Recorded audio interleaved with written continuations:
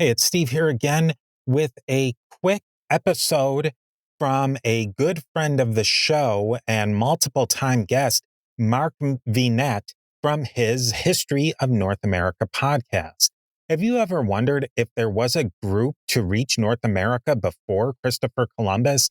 Find out more in today's bonus episode from Parthenon podcast, History of North America. Join host Mark Vinet as he discusses the search for the first non-indigenous explorers to reach the North American continent prior to Christopher Columbus's 1492 voyage. If you like what you hear, subscribe to History of North America on Apple and Spotify and look for it on parthenonpodcast.com. All of this and more will be in the show notes, and I'll talk to you next time.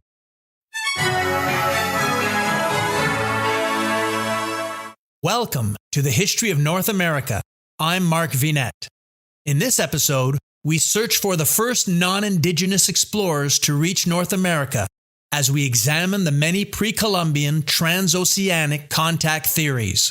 Join me as we navigate the murky waters of fringe science and literature, pseudo-archaeology, fanciful tales, legends, myths, folklore, and pseudo-history.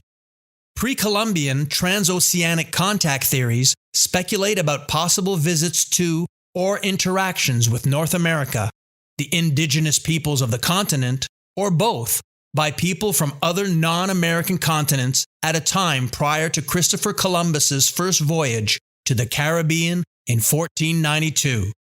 In this episode, we examine claims involving Oceania, Asia, and Africa that most mainstream scholars and scientists view with skepticism or claim to have disproven or debunked.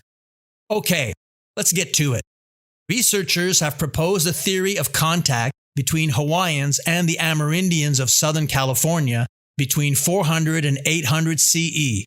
The sewn plank canoes crafted in this region are unique among the indigenous peoples of North America, but similar in design to larger canoes used by Oceanian Polynesians for deep sea voyages. Other researchers have argued that the Olmec civilization, discussed in episode 8 of this series, came into existence with the help of Chinese refugees, particularly at the end of the Shang dynasty around 1200 BCE.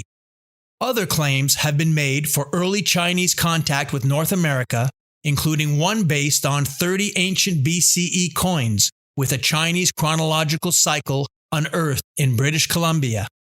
Another states that Chinese Buddhist missionaries claim to have visited a location resembling portions of the California coast before 500 CE. And perhaps the best-known theory involves a Chinese fleet arriving in North America in 1421. Anthropologists suggest that certain indigenous people of New Mexico exhibit linguistic and cultural similarities to the Japanese. They speculate that Buddhist priests or restless peasants from Japan may have crossed the Pacific in the 13th century, traveled to the American Southwest, and influenced certain native societies. Others have argued that pre-Columbian contact between Japanese sailors and Native Americans was highly probable, given that several dozen Japanese ships are known to have been carried from Asia to North America along powerful Pacific Ocean currents during the 17th, 18th, and 19th centuries, landing at places between Alaska's Aleutian Islands in the north and Mexico in the south.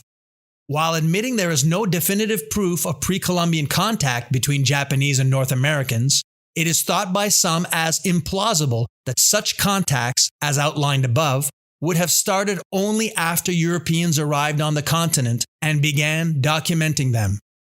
Regarding India, scientists interpret as evidence of pre-Columbian contact carvings on a 200 BCE stupa in central India that appear to be a depiction of a plant indigenous to the Mexican tropics. Others believe that certain motifs present in the carvings on a Mayan stela at Copan in Mesoamerica represent the Asian elephant, while some 12th century objects depicted in Indian carvings from Bengaluru, today known as the city of Karnataka, resemble ears of maize, a crop native to Mesoamerica.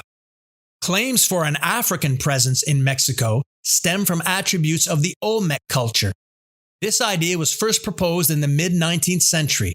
More recent claims include the attribution of Mesoamerican pyramids, calendar technology, mummification, and mythology to the arrival of Africans by boat on Atlantic Ocean currents running from Western Africa to the southern tip of North America. Proponents suggest that one of the Aztec gods represented an African visitor. Still others suggest similarities between West African and native Mesoamerican religious symbols, such as the winged serpent and the sun disk, and words that have African roots and share similar meanings across both cultures, as well as the transfer of African plants to the region. North African sources describe what some consider to be visits to the New World by a Mali fleet in 1311. Supporting this view were Amerindian claims that from afar, black people whose spears were made of metal set out in canoes from the coast of Africa and sailed to the west with merchandise. Furthermore, some investigators today believe that humans might have come not overland from Asia, but by boat from Africa, with the journey taking place 100,000 years ago, well before the accepted dates for the earliest human migrations that led to the prehistoric settlement of North America. Traces of coca and nicotine found in some Egyptian mummies have led to speculation that ancient Egyptians may have had contact with the New World.